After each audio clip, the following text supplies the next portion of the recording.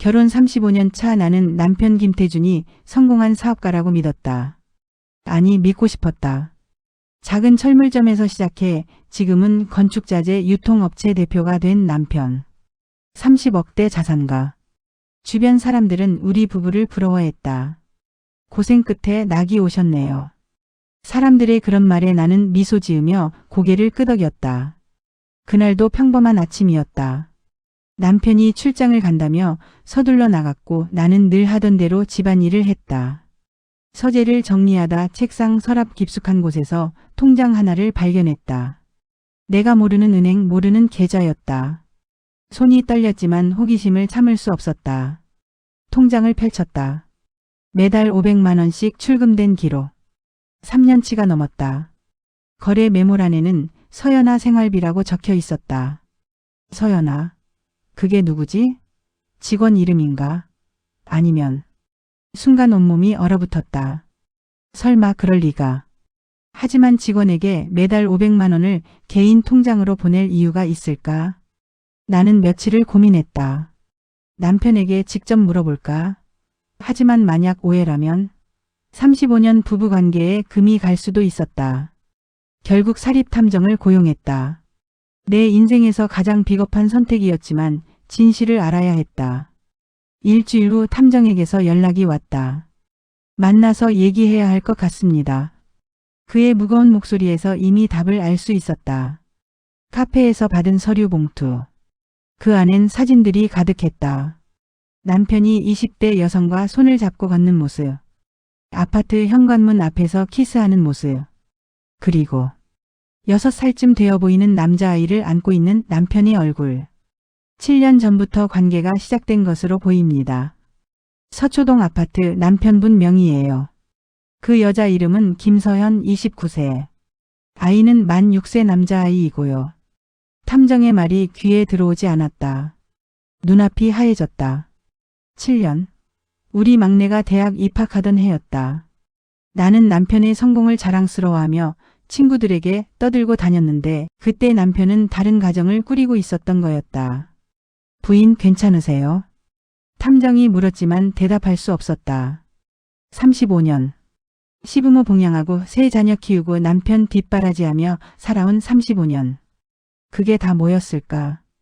카페를 나와 차에 앉았지만 시동을 걸 수가 없었다. 핸들을 붙잡고 한참을 울었다. 집으로 돌아와 거울을 봤다. 62세의 늙은 여자. 흰머리 성성한 내 모습. 남편은 29세 젊은 여자와 새 가정을 꾸렸다. 나는 그저 버려진 것이었다. 그날 밤 남편이 돌아왔다. 출장 어땠어요? 내가 물었다. 힘들었어. 거래처 사람들이랑 회식까지 했더니 남편은 자연스럽게 거짓말을 했다. 35년을 함께 산 아내 앞에서 아무렇지도 않게. 나는 아무 말도 하지 않았다.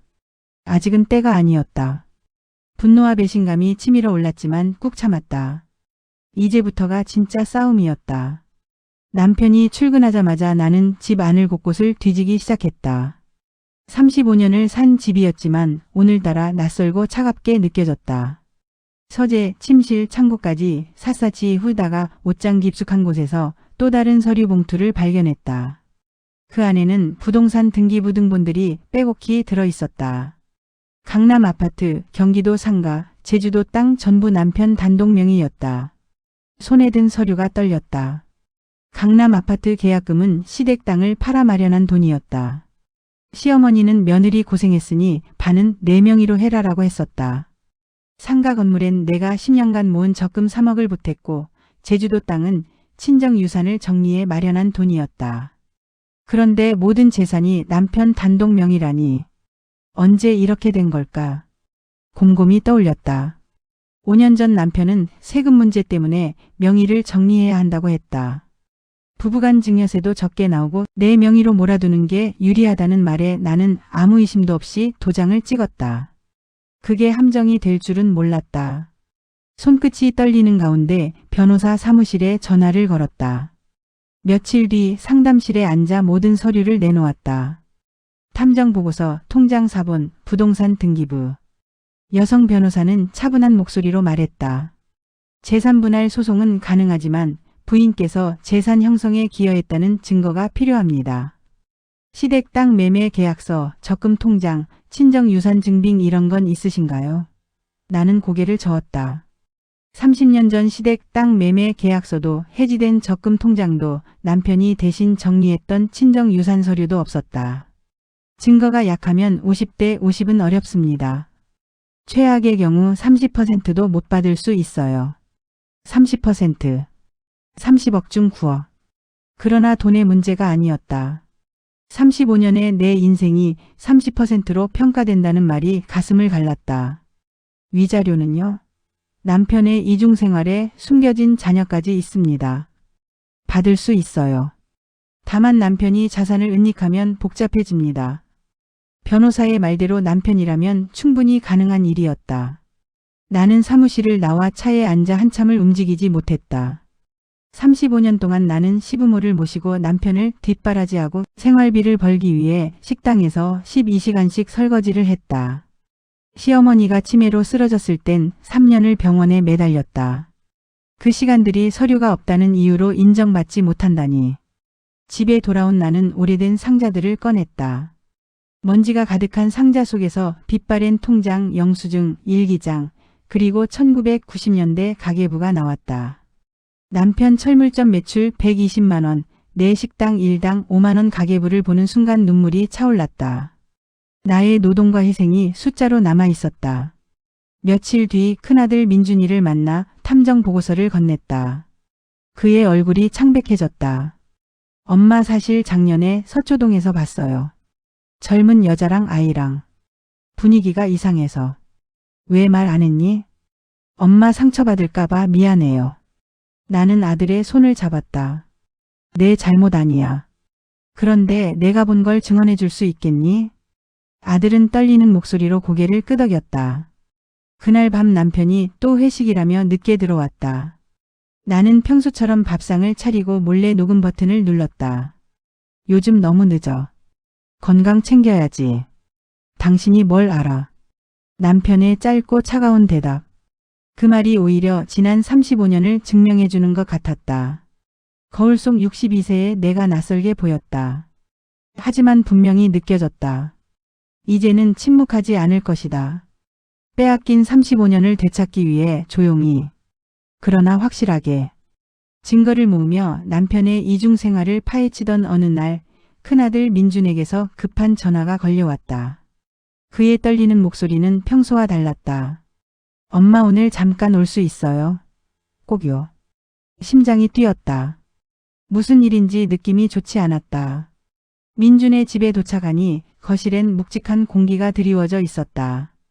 태민이는 방에서 자고 있었고 민준은 소파 앞에 멈춰 서 있었다. 엄마 나 어렸을 때 아빠한테 맞았던 거 기억 안 나세요? 그 말에 다리가 풀리는 듯 했다. 민준은 억눌러 왔던 말을 조심스럽지만 단단한 목소리로 꺼내놓았다. 초등학생 때부터 고등학생 때까지 성적이 떨어지면 밤새 무릎을 꿇렸던 일, 겨울 마루바닥에서 다리가 저려 쓰러져도 그대로 두었던 일들. 말대꾸라도 하면 허리띠로 멍이 남지 않는 곳만 골라 때렸다는 사실까지. 중2 때 수학 50점 맞았던 날. 기억 안 나세요? 새벽까지 무릎 꿇렸을 때 엄마가 물 주려 하니까 아빠가 엄마한테 소리 질렀잖아요. 그 순간 오래 묻어두었던 기억이 천천히 떠올랐다. 그날의 얼어붙은 공기, 남편의 환한 얼굴, 그리고 겁먹어 움츠러든 민준. 나는 그때 무엇을 했을까? 왜 그 기억을 지워버리고 살았을까? 민준은 희미한 흉터가 남은 손등을 내밀었다. 모의고사 성적 떨어졌다고 아빠가 볼펜으로 여길 찍었어요. 손끝이 떨렸다. 그 작은 상처가 내 가슴을 더 깊이 후벼 팠다. 눈물이 쏟아지자 민준은 오히려 내 손을 잡고 말했다. 엄마 잘못 아니에요. 엄마도 피해자였잖아요. 며칠 뒤 둘째 동우를 만났다. 그는 담담하게 말했지만 그 속에 묵은 상처가 보였다. 형보단 덜 맞았어요. 그래도 고3 때는 대학 못 가면 죽여버린다고 매일 새벽 단어 시험 봤죠. 틀리면 뺨을 맞았고 어느 날은 코피가 터질 때까지 맞았다고 했다. 자신이 요리사를 꿈꾼다고 했던 날 남편이 목검으로 등을 때려 한 달 동안 가출했었다는 말에 나는 숨을 삼켰다. 엄마도 힘들었잖아요. 아빠한테 말하면 엄마가 더 욕먹을까봐 그냥 내가 참았어요. 그 말이 더 아팠다. 아이들이 나를 지키기 위해 침묵했다니. 마지막으로 막내 지은에게 전화를 걸었다. 나는 안 맞았어요. 대신 투명인간이었죠. 아들들의 성적에는 집착하면서 지은에게는 관심조차 없다시피 했던 남편. 지은이 미술대회 1등을 했을 때도 유학 이야기를 꺼냈을 때도 남편은 쓸데없는 소리로 잘랐다. 결국 지은의 유학 자금도 내가 시어머니 제사 땅을 팔아 마련했었다. 그때도 남편은 아무 관심이 없었다. 지은은 마지막으로 조용히 말했다. 엄마 이혼하세요. 우리 셋 다 엄마 편이에요. 전화를 끊은 뒤 나는 오랫동안 거울 앞에 서 있었다. 62세의 얼굴에 내 인생이 고스란히 비쳤다. 나는 피해자였지만 동시에 방관자였다. 아이들이 맞고 울부짖을 때 나는 지켜만 보았다. 가정을 지키기 위해서라며 남편이 무서워서라며 현실을 외면한 채. 그 모든 시간들이 한꺼번에 밀려와 숨이 막혔다. 그날 오후 나는 변호사에게 전화를 걸었다. 아동학대도 소송에 포함할 수 있을까요? 자녀분들이 증언해준다면 가능합니다. 짧은 대답이었지만 나에게는 묵직한 해방의 문이 열리는 느낌이었다. 불륜, 재산 은닉, 이중생활. 그리고 이제 아이들에게 가해진 폭력까지. 35년의 결혼 생활이 어떤 얼굴을 하고 있었는지 이제야 비로소 또렷하게 보이기 시작했다. 그날 밤 잠든 남편의 얼굴을 오래 바라보았다. 평온하고 죄책감이라곤 찾아볼 수 없는 얼굴. 35년을 함께 살았던 사람. 그러나 나는 그를 단 한 번도 제대로 알지 못했다. 그리고 더 이상 모른 척하며 살고 싶지 않았다. 변호사와 상담을 거듭하며 소송 준비를 하던 중 나는 결심했다. 그 여자를 만나야겠다고. 김서현 29세. 남편의 또 다른 여자. 아니 또 다른 가정의 엄마. 탐정에게 받은 주소로 찾아갔다. 서초동 레미안 아파트. 깔끔한 중산층 주거지. 32평 아파트 앞에 서자 다리가 후들거렸다. 초인종을 누르기까지 10분은 걸린 것 같았다. 누구세요? 인터폰 너머로 젊은 여자의 목소리가 들렸다. 김서현 씨죠? 김태준 아내입니다. 잠시 침묵이 흘렀다. 그리고 문이 열렸다. 현관문 앞에 선 여자. 사진으로만 보던 그녀. 29세치고는 피곤해 보이는 얼굴이었다. 화장기 없는 맨 얼굴에 추리닝 차림. 머리는 대충 묶었고 눈 밑에는 다크서클이 짙었다. 들어오세요. 서연은 담담한 목소리로 말했다. 이미 이날이 올 거라는 걸 알고 있었다는 듯한 표정이었다. 거실에 들어서자 장난감이 여기저기 흩어져 있었다. 블록 자동차 그림책들. 아이가 사는 집이었다. 소파에 앉아 서연이 보리차를 내왔다. 사실 언젠가 만날 거라고 생각했어요. 서연이 먼저 입을 열었다. 7년 동안 이중생활을 했다면서요. 내 목소리는 생각보다 차분했다. 오히려 서연의 목소리가 떨렸다. 저도 속았어요. 처음엔. 이혼했다고 했어요. 이혼했다고? 네. 아내분이 바람을 피워서 이혼 절차 중이라고. 자식들은 다 컸으니 연락 안 한다고. 저 그 말 믿었어요. 서연의 눈에 눈물이 고였다. 홍대 카페에서 아르바이트 할 때 만났어요. 단골 손님이었죠. 친절하고 여유 있어 보이고. 부자는 아니어도 안정적인 사업가 같았어요. 20살 어린 저한테 진심으로 대해주는 것 같았고요. 그래서 사귀었어요. 1년 사귀고 임신했어요. 결혼하자고 했죠. 그때도 이혼 거에 다 됐으니 조금만 기다려달라고. 바보같이 기다렸어요.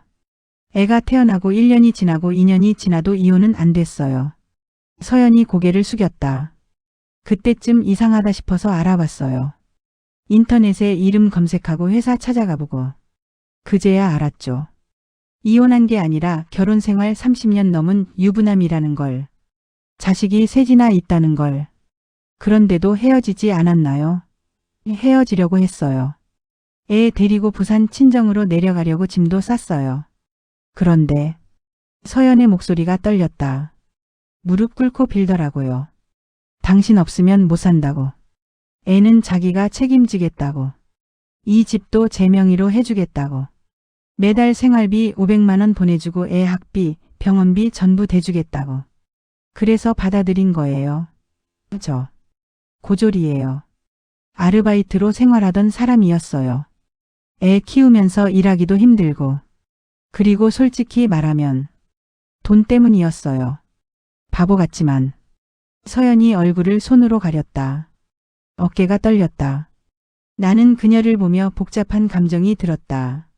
미워해야 할까? 동정해야 할까? 이 여자도 피해자인 걸까? 아이는 어디 있어요? 유치원 갔어요. 사시에 데리러 가야 해요. 아이는 건강한가요? 서연이 고개를 들었다. 눈물 자국이 선명했다. 아니요. 네? 준혁이는 말을 더듬어요. 언어치료 받고 있어요. 그리고 사람을 많이 무서워해요. 특히 남자들을. 가슴이 철렁했다.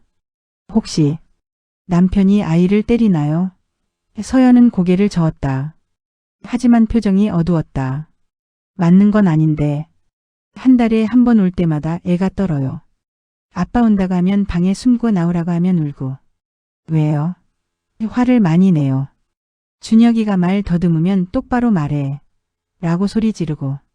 블록 정리 안 했다고 소리 지르고. 그림 못 그렸다고 소리 지르고. 때리진 않아요. 대신 막 소리 지르고 물건 던지고.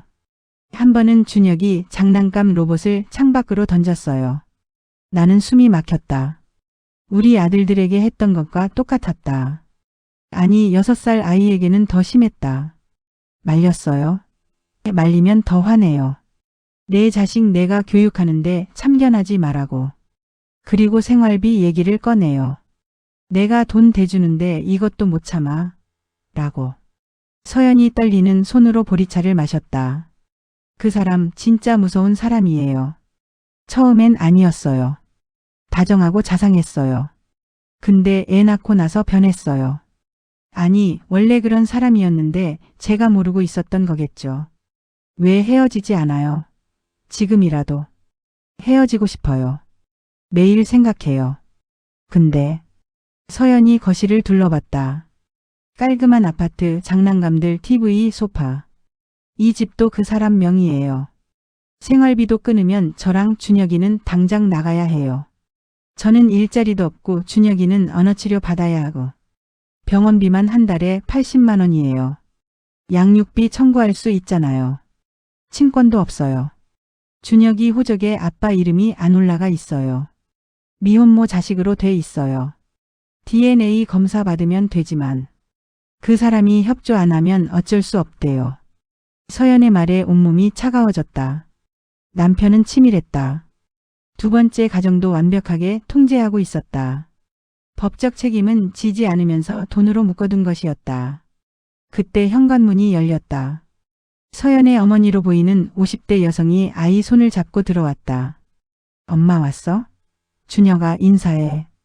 6살 남자아이. 남편을 닮았다. 눈매, 코, 입매. 똑같았다. 아이는 나를 보더니 서연 뒤로 숨었다. 준혁이에요. 아이가 더듬으며 인사했다. 눈빛이 불안했다. 6살 아이의 눈이 아니었다.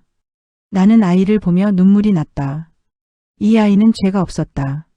남편의 폭력, 서연의 무력함, 법적 보호의 공배. 모든 것의 피해자였다. 서연 씨. 나는 가방에서 명함을 꺼냈다. 변호사 명함이었다. 제 변호사예요. 저 남편이랑 이혼 소송 준비 중이에요. 당신도 이 변호사한테 연락하세요. 양육비 받을 수 있어요. 정말요? DNA 검사 법원에서 강제로 시킬 수 있대요. 그리고 제가 증거 줄게요. 남편 통장 사본 이집 명의 서류. 전부 복사해뒀어요. 서연의 눈이 커잼다. 왜? 저를 도와주세요. 당신도 피해자니까. 그리고 저 아이 때문에. 준혁이를 봤다. 아이는 여전히 엄마 뒤에 숨어 있었다. 당신 아들도 우리 아들들처럼 학대받으면 안 돼요. 지금 벗어나야 해요. 서연이 울었다. 서연의 어머니도 눈물을 닦았다. 집으로 돌아오는 길 차 안에서 한참을 앉아 있었다. 남편은 두 가정 모두에서 괴물이었다. 폭력과 통제로 가족을 지배했다. 나도 아이들도 서연도 준혁이도 모두 그의 피해자였다. 핸드폰을 꺼내 변호사에게 문자를 보냈다. 김서연 씨도 연락할 겁니다. 같이 도와주세요. 이제 싸움은 더 커졌다. 하지만 동맹도 생겼다. 두 여자 두 가정 하나의 목표. 그 남자로부터 벗어나는 것. 소장을 접수한 날 남편은 집에 들어오자마자 서류를 집어 던졌다. 이게 뭐야? 이혼 소송. 35년 만에 처음 보는 당황한 얼굴. 나는 차분히 말했다. 내용 그대로예요. 이혼하고 재산 분할 받을 겁니다. 남편은 붉어진 얼굴로 소리쳤다. 재산은 다 내가 번 돈이야. 시댁 땅 판 돈, 제 적금, 친정 유산. 다 증거 있어요. 남편이 다가오자 나는 한 걸음도 물러서지 않았다. 그리고 김서연 씨도 소송 준비 중이에요. DNA 검사도 법원 명령 나옵니다. 남편은 멈춰섰다. 내가 그 여자를 만났어? 네. 준혁이도 봤어요. 당신을 그대로 닮았더군요. 아이들도 증언하겠다고 하자 남편은 주저앉았다. 여보 잘못했어. 다시 시작하자. 35년 늦었어요. 첫 재판. 법정은 차갑고 좁았다. 남편은 변호사와 함께 나타났고 서연은 법정 뒤편에 앉아 있었다. 분류는 인정했지만 남편은 재산분할 30%와 위자료 5천만 원을 주장했다. 그러나 우리 측은 70%와 위자료 3억을 청구했다. 판사는 증인 신청을 검토했고 다음 재판에서 아이들이 차례로 증언했다. 민준이는 손등에 흉터를 보여주며 말했다. 초등학교부터 고등학교까지 맞았습니다. 시험 성적 떨어졌다고 밤새 무릎 꿇렸고 허리띠로 맞았어요. 동우와 지은의 증언도 일관됐다. 마지막으로 서연이 증인석에 섰다. 처음엔 이혼했다고 속았습니다. 자녀도 그의 친생자 맞습니다. DNA 결과가 제출되자 남편은 더 이상 반박하지 못했다. 3개월 뒤 판결이 내려졌다. 재산분할 70%, 위자료 3억. 혼인 외 자녀에게 월 200만 원 양육비 지급. 아동학대 혐의는 집행유예 1년. 긴 싸움이 끝났다. 법정 밖에서 서연은 고개를 숙여 말했다. 고맙습니다. 준혁이와 새 인생 시작할게요. 나는 아이들과 함께 따뜻하게 포옹했다. 6개월 후 나는 경기도의 작은 아파트에서 새 삶을 시작했다. 재산분할로 받은 20억 중 일부로 집을 사고 나머지는 예금했다. 생활비는 이자로 충분했다. 거실에는 손주 태민이의 사진이 걸려 있었다. 주말마다 아이들이 찾아오며 집은 다시 웃음으로 가득 찼다. 창문을 열자 봄바람이 들어왔다. 62세의 새로운 인생. 늦었지만 이제는 나를 위해 산다. 거울 속에 나는 더 이상 피해자가 아니라 자유롭고 당당한 여자였다.